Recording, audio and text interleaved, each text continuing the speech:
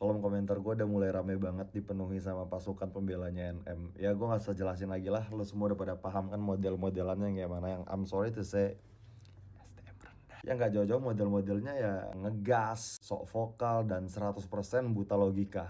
Dan kebanyakan dari mereka tuh mostly bawa narasi klasik yang isinya itu NM tuh pahlawan, dia pemberantas skincare overclaim, dia membantu masyarakat agar tidak menjadi korban. Oke, kalau gitu sekarang kita bahas ini pakai logika sehat, bukan pakai emosi.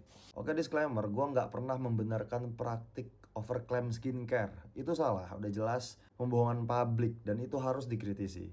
Tapi kita juga harus jujur, sebanyak apa sih korban dari skincare overclaim itu? Brand-brand yang dituding itu laku ratusan bahkan ribuan per bulannya. Kalau memang skincare overclaim ini sebahaya itu, harusnya udah banyak banget korban yang buat laporan ke BPOM atau bahkan ke Lembaga Perlindungan Konsumen. Tapi faktanya nggak ada data resmi yang menunjukkan ledakan kasus kerusakan wajah massal dari skincare overclaim itu.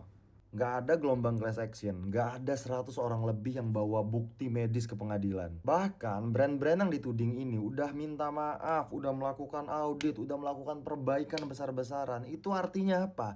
Mereka bertanggung jawab. Dan menurut gua itu sebuah bentuk penyelesaian yang etis dan jauh lebih konstruktif daripada ngebuat drama 15 episode di Instagram Story. Gue tekanin sekali lagi, kesalahan overclaim itu tetap salah. Tapi nggak juga bisa membenarkan seseorang untuk bisa menghancurkan reputasi, penghasutan massa, atau bahkan sampai pemerasan. Terus makin kesini tuh sekarang pembelanya NM ini udah buat narasi baru. Kasus ini rekayasa, NM itu pasti dijebak, dokter RG pasti melakukan penyuapan ke pihak-pihak berwajib. Oke, mari kita bahas. Faktanya, NM bisa ditahan itu karena ada bukti yang kuat dia melakukan pemerasan kepada dokter RG. Itu bukan isu, itu bukan gosip. Ini berdasarkan keterangan resmi dari kepolisian. Uangnya juga nggak receh, 4 miliar.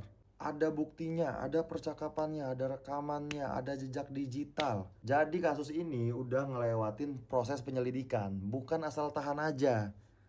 Lo kira negara buah-buah lo bisa asal tahan? Bapak Kabid Humas Polda Metro Jaya, Bapak Kombes Ade Ari Isyam Indradi udah menyebutkan dengan jelas bahwa NM terjerat kasus pasal 368 KUHP tentang pemerasan, kalau nggak salah. Dan sampai sekarang pihak dari NM nggak bisa tuh ngebantah bukti-bukti itu secara sah di pengadilan. Jadi sekarang pertanyaannya buat lo pembela-pembela NM, kenapa jadi lo semua malah nuduh korban pemerasan ini melakukan penyuapan? Justru kalau NM bisa lolos